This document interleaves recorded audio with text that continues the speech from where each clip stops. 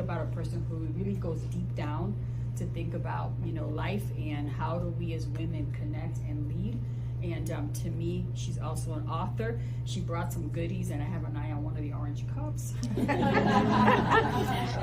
I'm really proud to say that she is a person who's up and rising in this community, and just honored to know of Marianne. And I hope that her activity will bring you a lot of joy. Thank you.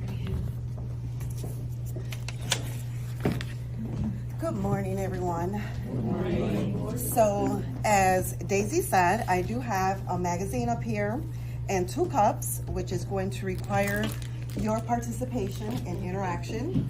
So, make sure that you stay alert and raise your hand. If you can grab a pen and just, pass them on. And then you can grab a booklet. Hopefully I have enough for everyone. Grab a booklet and pass them forward.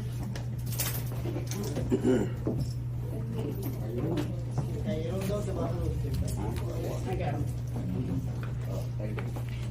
So this booklet is for you.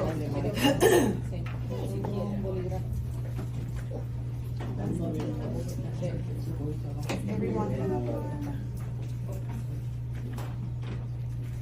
And Maria, you can keep the extras and. Thank you.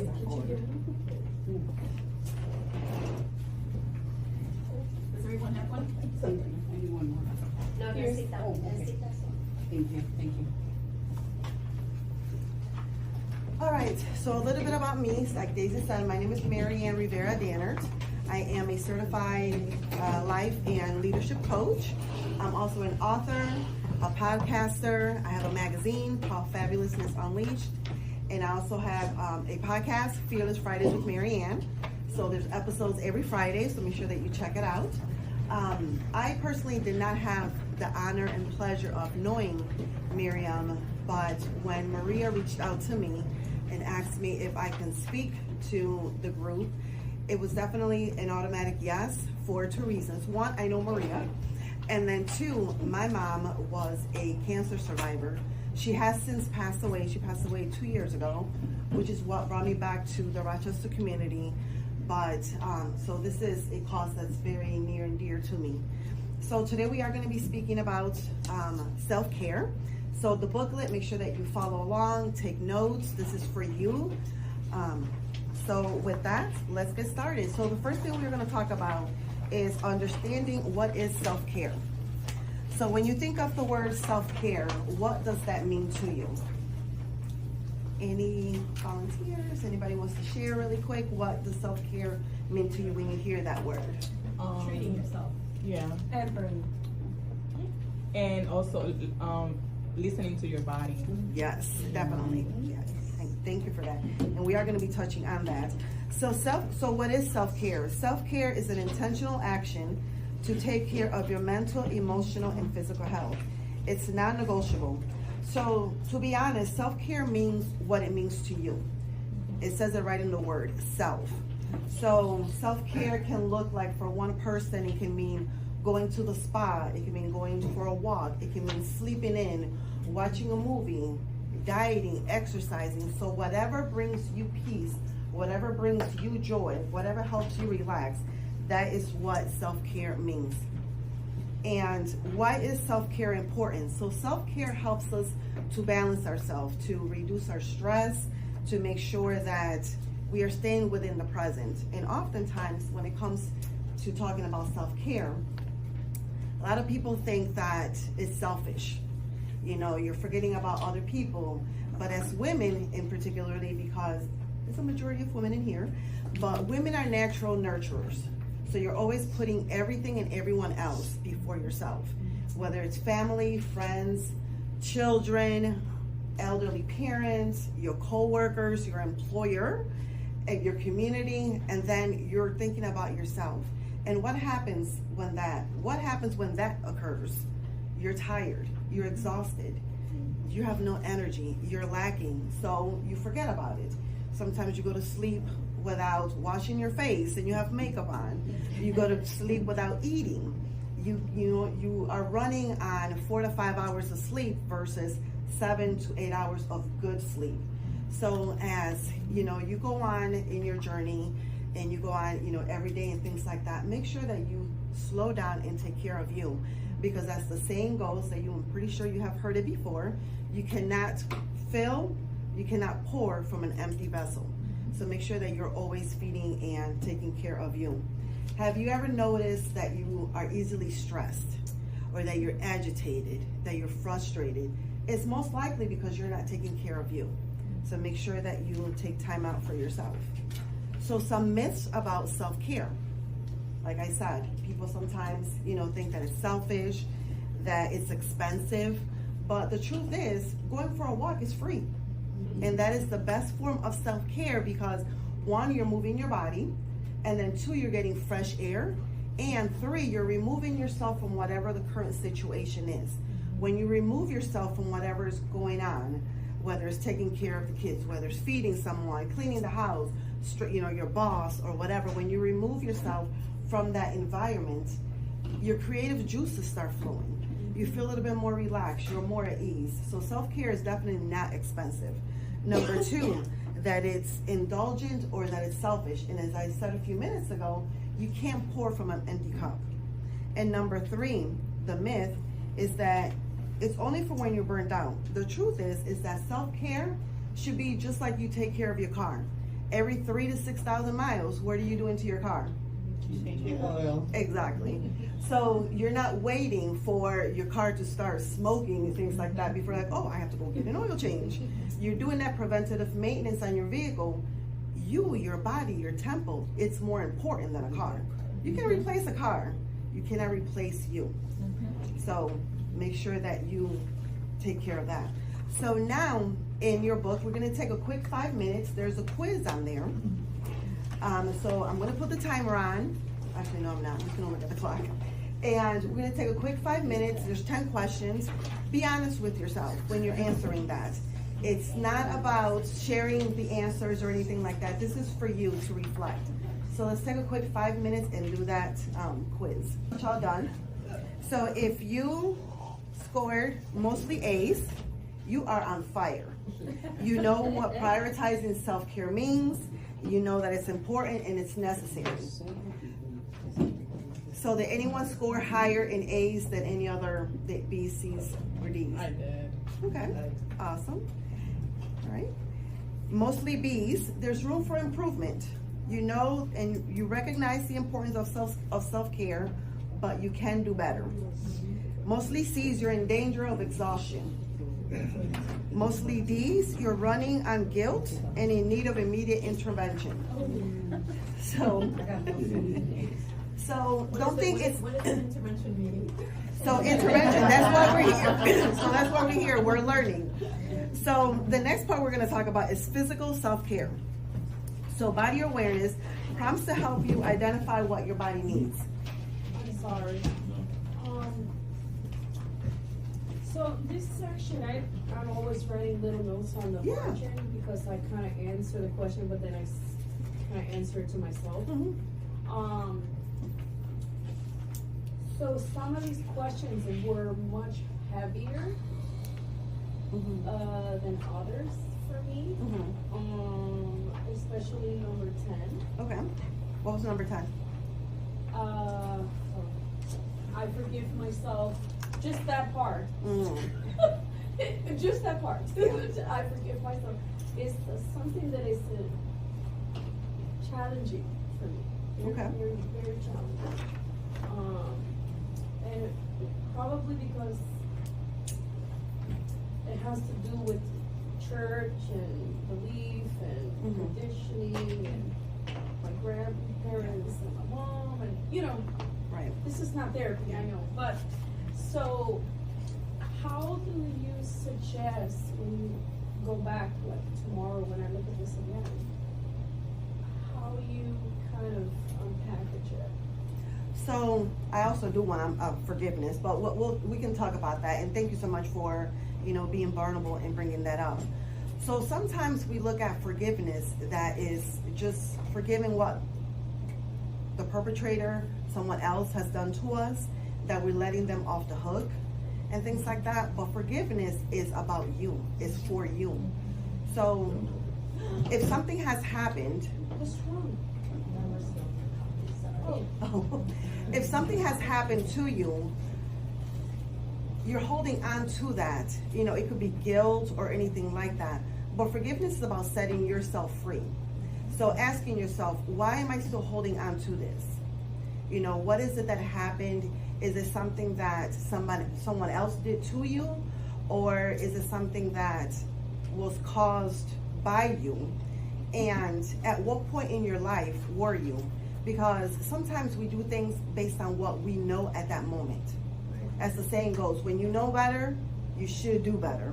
Not oftentimes that happens. So it's finding out, you know, what is it that occurred? You know, why are you still holding on to that? And how is it feeding you? How is it helping you holding on to that? And what will your life look like once you release that and let it go? So it's, you know, not recognizing that it's for you, is setting yourself free. Because again, things happen to us by our parents, you know, church, friends, family, and things like that. But again, things that are done to us by other people is based on what they know at that moment.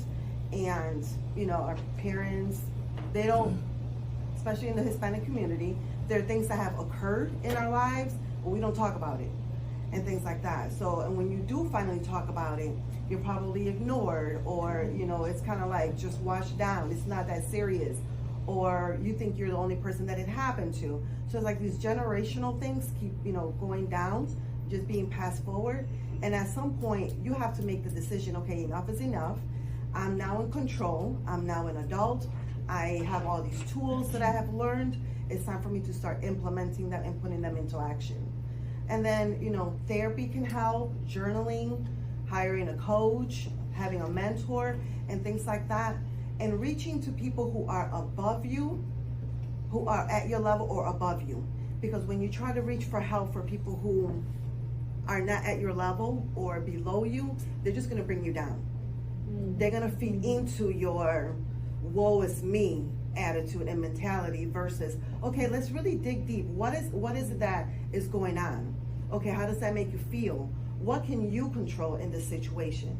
And focus on that. Focus on what you can control versus when you're talking to someone who may not be at your level, mentally, physically, emotionally, financially, whatever it is that you're needing. It's like, girl, I get you. I can't stand them either. Oh, girl, I get you. I don't, and things like that. So it's just gonna bring you down. So it's making sure that you're reaching up at your level or above you, because those people have been where you're at. They've already done the work, and they can help you and bring you up. And we can talk more about that. Things like that. Thank you. And if anybody else has any questions while I'm talking, please feel free to, because sometimes we do forget. And once we get to the end, question and answer. So if you have any questions or anything, let me know. So when it comes to body awareness, prompts to help you identify what your body needs. So your body is like key on everything. Your body lets you know when you're hungry, when you're tired, when you need a bath, when you need to eat, when you need to drink, and things like that. So where do you feel tension in your body right now? Is your neck aching, your body, your thighs, and things like that? Is your stomach gurgling because you need some food or something to drink and things like that? So it's just, you know, getting quiet enough and being in tune with your body so you're able to recognize what those signs are. And it's not one size fits all, because what might work for you may not work for Daisy. What might work for Daisy is not going to work for you. So it's trying different things to figure out what works for you, what resonates with you. What do you need to feel at ease? Do you need to talk to someone? Do you need to go for a walk? Do you need to take a nap? Do you need to stretch? What is it that you need? And again, once you start trying different things, you will start to react to those things differently, and you will know what automatically works and what doesn't work. Am I holding my breath or clenching my muscles? Sometimes you may walk into an environment and there's something about that makes you feel tense, that you're rigid, you know, your muscles are tight, your body tenses up. Your body knows to protect you. And it could be in that flight or fight mode. So what is it that is going on? Be aware of your surroundings. Don't just ignore it and things like that.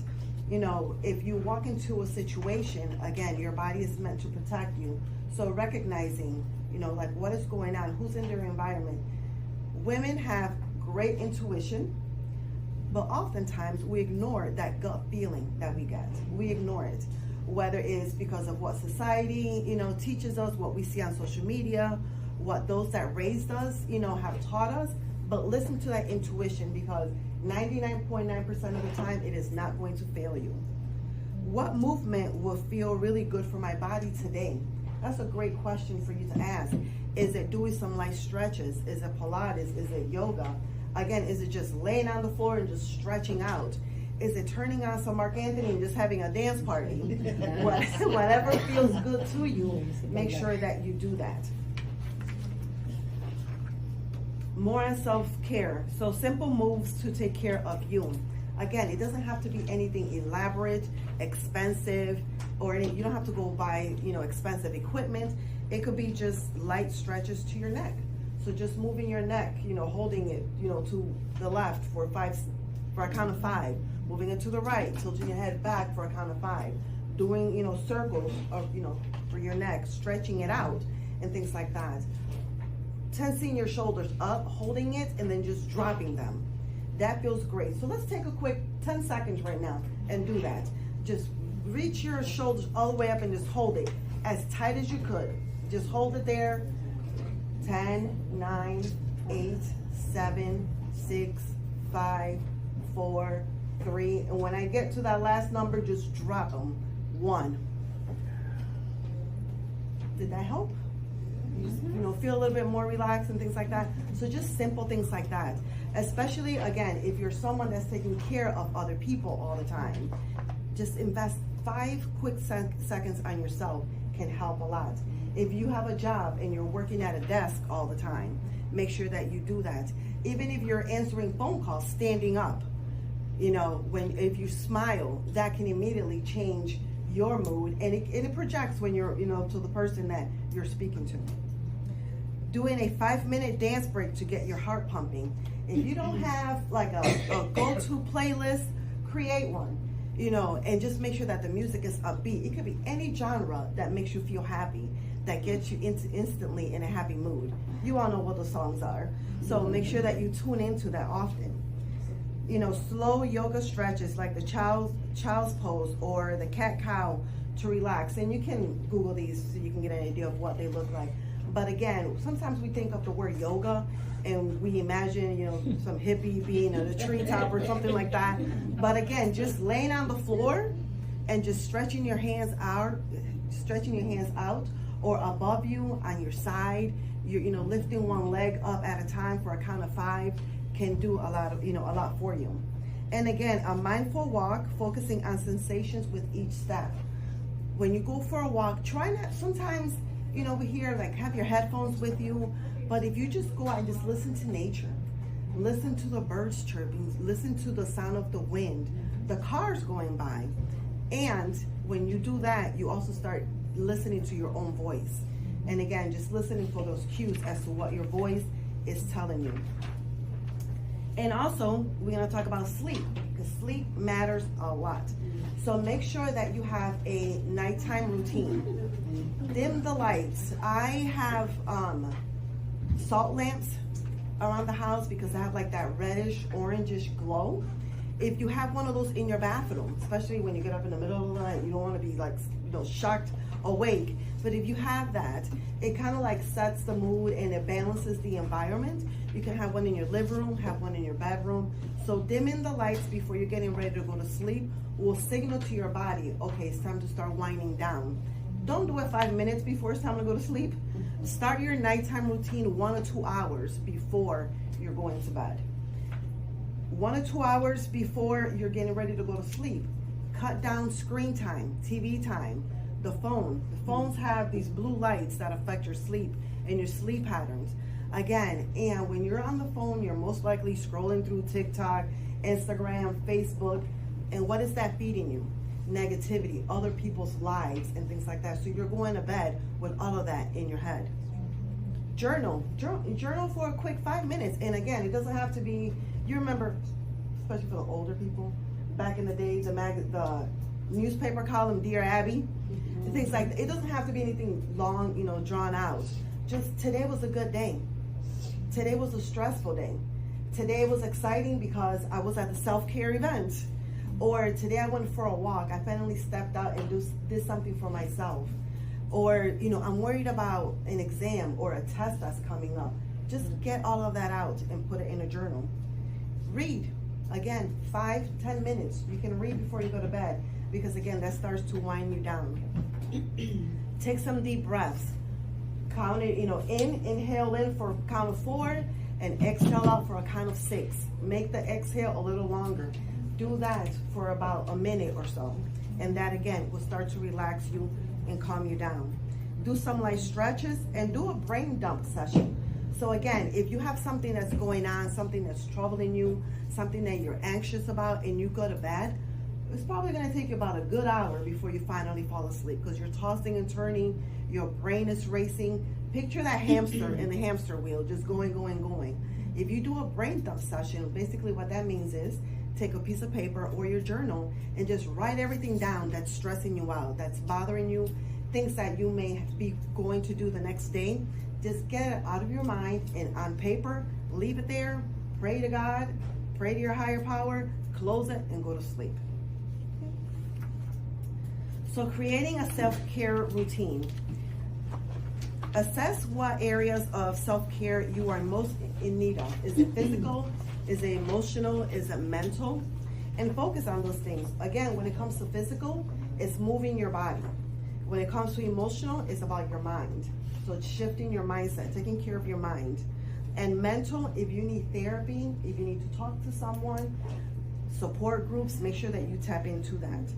Choose activities that fit your lifestyle and that you enjoy.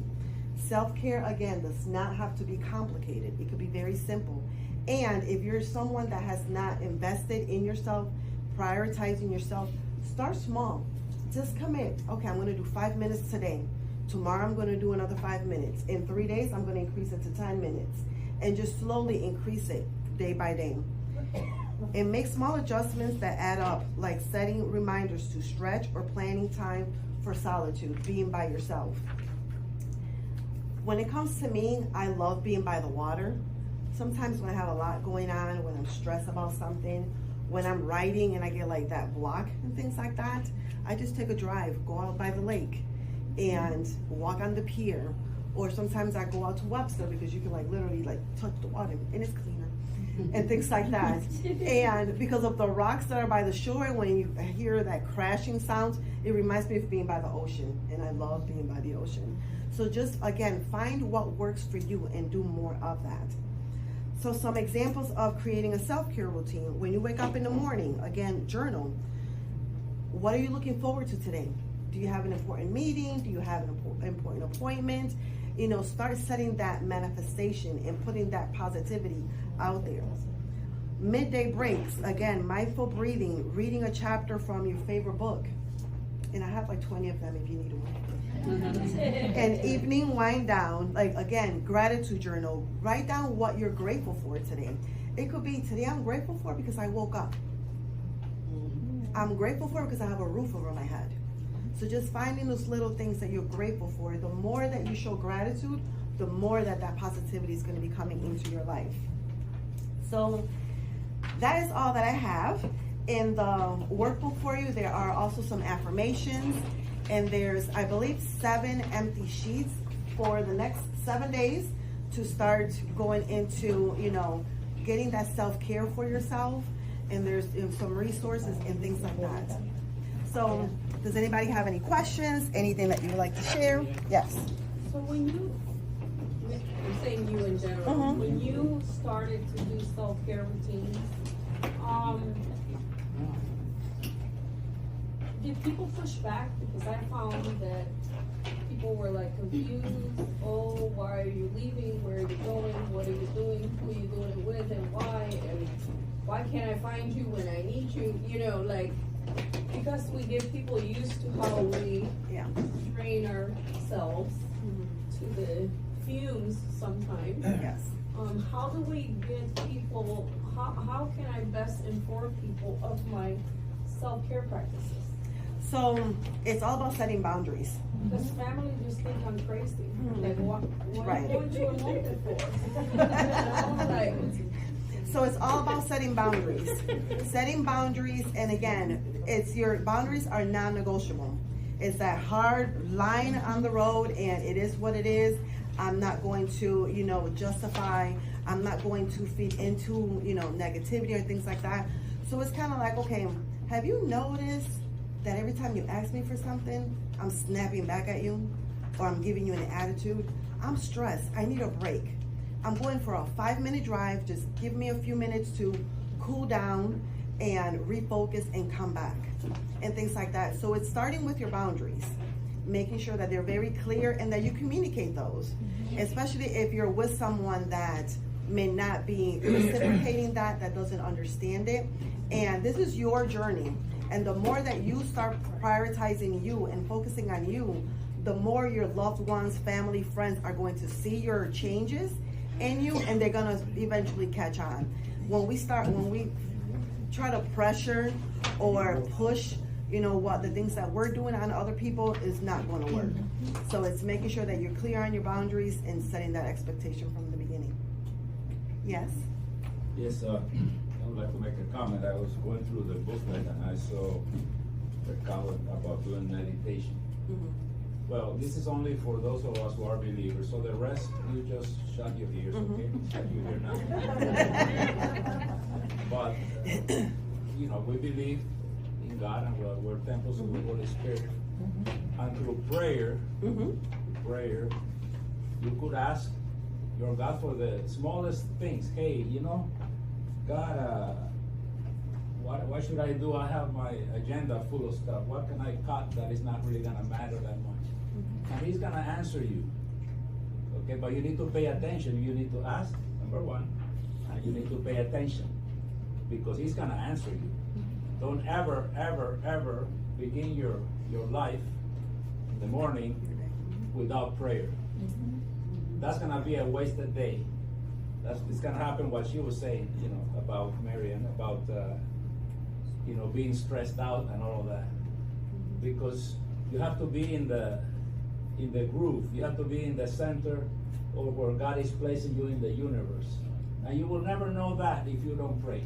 Now, if you want to do your own stuff, meditation and stuff like that, hey, all power to you, okay? No problem.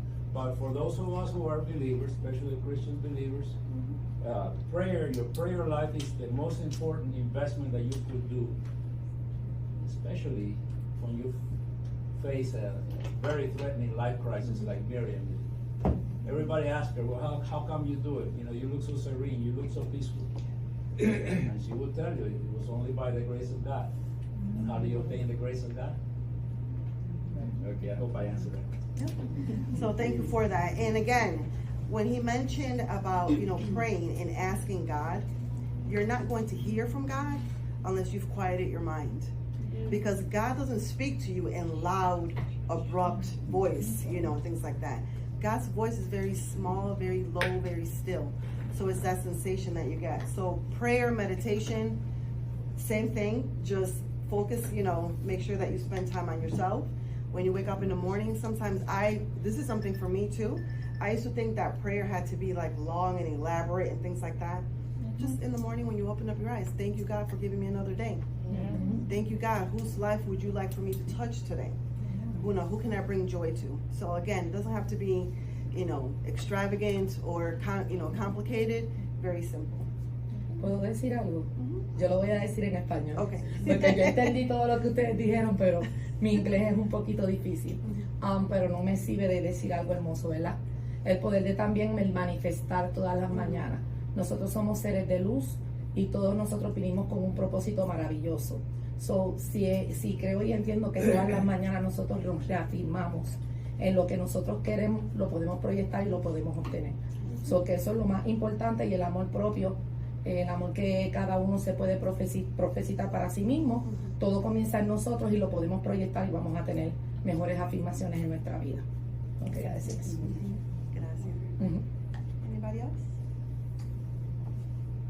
Thank you. Before Thank we you. let Marianne go, it's her birthday today, so Oh. everybody say happy Thank you.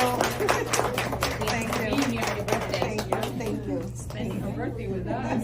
Thank you. So I'm gonna wrap it up now, this part of the program, and I want you to, I hope that you all filled in the booklets a couple of good tips.